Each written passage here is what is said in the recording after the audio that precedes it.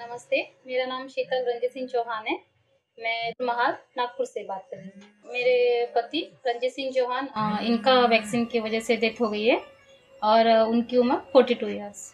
Trailer गाड़ी यानी truck driver थे वो। स्वास्थ्य उनका कैसा रहता था वैक्सीन लेने के पहले, आप बता सकते हैं? हाँ, बिल्कुल नॉर्मल स्वास्थ्य था उनका, कभी बुखार नहीं या कभी कोई परेशानी नहीं उन्हें, आम इंसान बिल्कुल। जी जी। तो उन्हें कोई भी दवाइयाँ ऐसे कोई जरूरत नहीं पड़ती थी? कभी कोई नहीं, बिल्कुल तंदुरुस्त थे। तो वैक्सीन उन्होंने किस दिन पे ली थी, आपको ये याद होगा? हाँ, 14 जुलाई 2021। वैक्सीन लेने का कोई कारण था? हाँ जी, एक्चुअली कैसा था, कंपनी के गेट पे ही जिसने वैक्सीन नहीं ली उनको एंट्री नहीं थी जी, तो इसलिए भी इन्हें वैक्सीन लेना जरूरी था। फर्स्ट डोज था। हाँ, यहाँ लिखा है आपने कोवैक्सीन लिखा है उनके सर्टिफिकेट पे। वैक्सीन लेने के बाद हम घर पे आए। घर पे लेने के बाद में उन्होंने खाना वगैरह खाए, आराम किए एक दिन। दूसरे दिन वो अपनी ड्यूटी गए। ड्यूटी जाने के बाद में 2 दिन बाद उन्हें बुखार आई। बुखार आने के बाद में और 2 दिन उन्होंने घर पे रेस्ट किए, फिर से ड्यूटी ज्वाइन की। ड्यूटी ज्वाइन होने के बाद में 10 दिन बाद अचानक उन्हें वीकनेस जैसा फील होने लगा। फिर जो हमारे फैमिली डॉक्टर है, डॉक्टर काड़े बोल के, तो उनका ट्रीटमेंट शुरू किए। तो उन्होंने बोले हो सकता, बोले वैक्सीन की वजह से कुछ ऐसा हो रहा होगा तो आप रेस्ट करो, बोले 15 दिन। तो उन्होंने ग्लूकोज की दवाई वगैरह और जो भी है उनका ट्रीटमेंट, तो वो ट्रीटमेंट शुरू किए।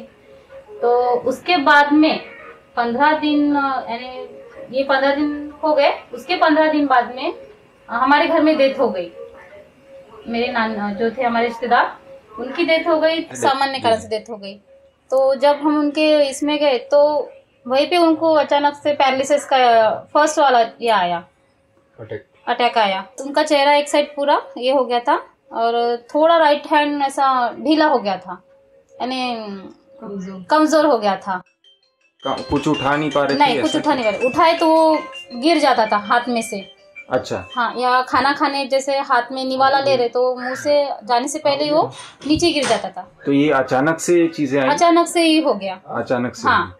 फिर उसके बाद में हमने जैसा फिर पैरालिसिस का क्यों ये आया, तो संजय गांधी बोल के शांतिमोहन हॉस्पिटल है, तो वो सर के पास लेके गए। तो वो सर ने जब सीटी स्कैन और एमआर निकालने बोले, तब बताया सर ने कि इनका शुगर लेवल भी बहुत हाई हो गया और सर में ट्यूमर यानी थोड़ा ये हो रहा, बोले दिख रहे हैं, बोले ट्यूमर दिख रहे। हाँ, पर किस चीज के वो नहीं पता, बोले यानी गठाने जैसे दिख रही, बोले पर किस चीज की, यानी ट्यूमर है या कुछ और है।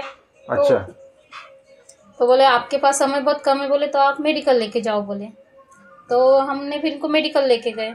मेडिकल लेके जाने के बाद में उन लोगों ने पहले पैरालिसिस की इसमें डाली, उनको वार्ड में शिफ्ट किए पैरालिसिस के।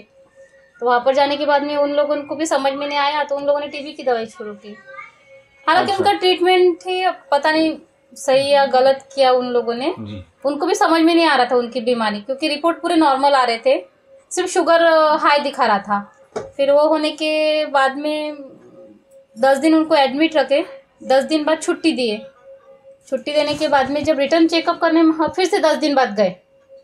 जैसा 10 दिन घर पे रहे वो, फिर रिटर्न।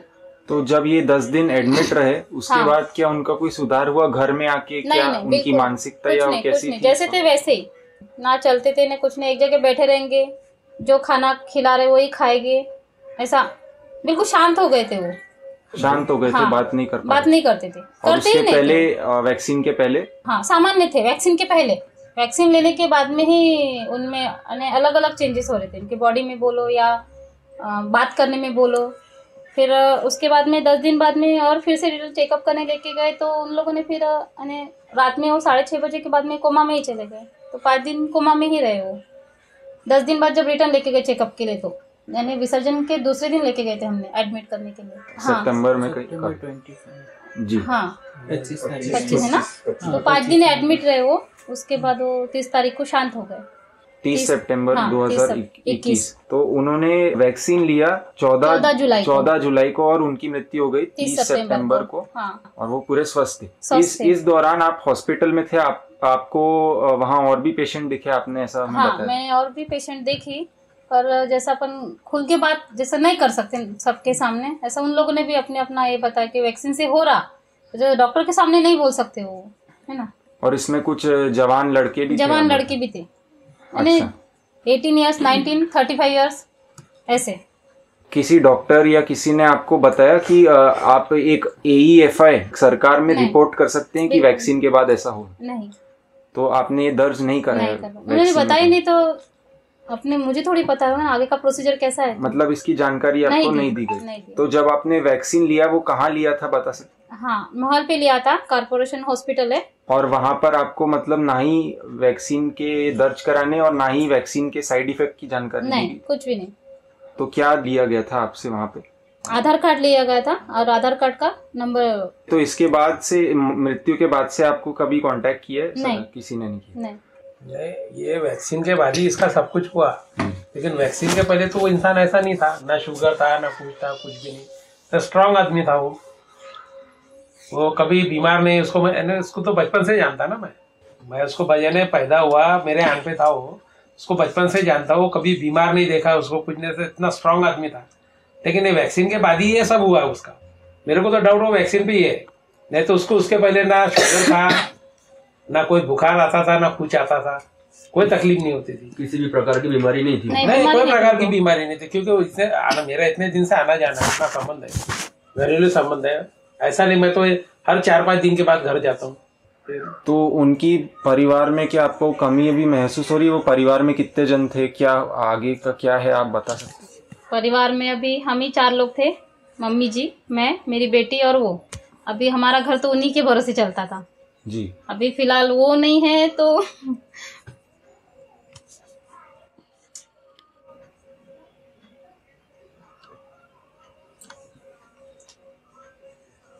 मेरा तो कहना है कि अगर वो वैक्सीन अगर शायद नहीं लेते, शायद ये प्रॉब्लम नहीं आता, ये सब ये हुआ है शायद नहीं होता, शायद उनकी जिंदगी और लंबी होती। मुझे तो पूरा वैक्सीन पे ही डाउट है।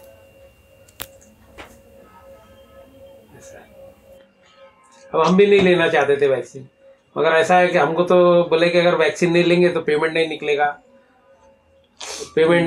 तो अभी पेमेंट तो जरूरी है ना घर चलाने के लिए, डिपार्टमेंट का। और आपका जैसे आप कहाँ काम करते हैं?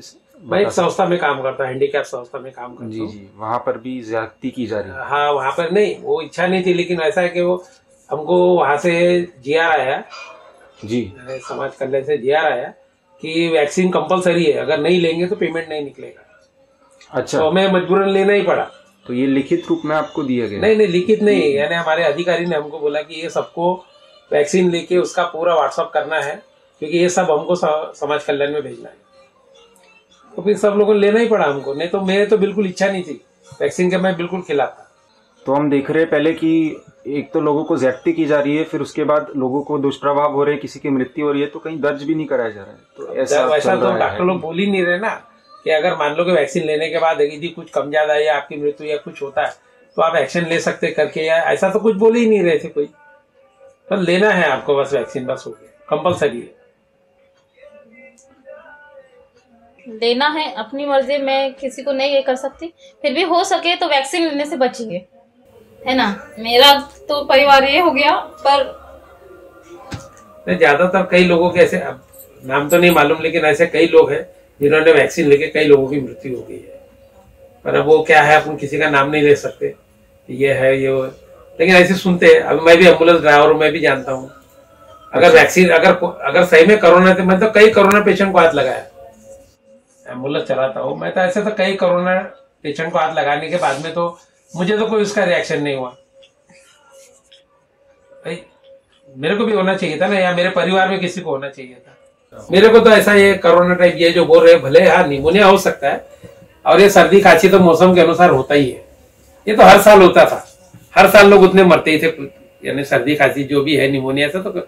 लेकिन ये ऐसा वैक्सीन यानी कोरोना करके ये मेरे को नहीं भाया, ये तो मेरे को लगता है सब साजिश थी। ये सब ऐसा, जो भी हॉस्पिटल गया मर गया, घर में तो कोई नहीं मरा, जो भी हॉस्पिटल गया, चाहे वो प्राइवेट हो या गवर्नमेंट केस में। मई महीने में इतने लोगों की मृत्यु हुई है, तो हॉस्पिटल में जाने के बाद ही हुआ है सब, घर में तो किसी की मृत्यु नहीं हुई। और क्या इस दौरान जो हॉस्पिटल दवाइयों के खर्चे आपको लॉस हो चुका होगा, आपको अंदाजा अगर हुआ तो बता। अभी हमने वैक्सीन लिए थे तो हमारे तो पेमेंट चालू थी। मंथली 40,000 रुपए कमाते थे जी। हाँ। तो जोड़ लो इनका ये पूरे उम्र का कितना होता है जी, मंथली 40,000 300।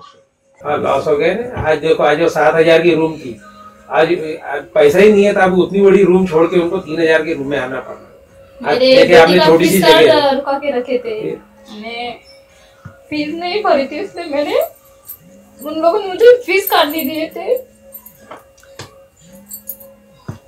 मेरे रिपोर्ट कार्ड जो देते एग्जाम देने के बाद उन लोगों ने नहीं दिया था मुझे। रिपोर्ट कार्ड जो रहता वो फीस नहीं जमा की थी मैंने, इसलिए मुझे मेरे बेटे का रिपोर्ट कार्ड नहीं दिखाए थे उन लोगों ने। इस दौरान आपको घर भी बदलना पड़ा? हाँ, आप बताएं। रूम शिफ्ट करना पड़ा, जिंदगी सब व्यस्त उलट पुलट हो गई 2 महीने के अंदर। 2 महीने के अंदर।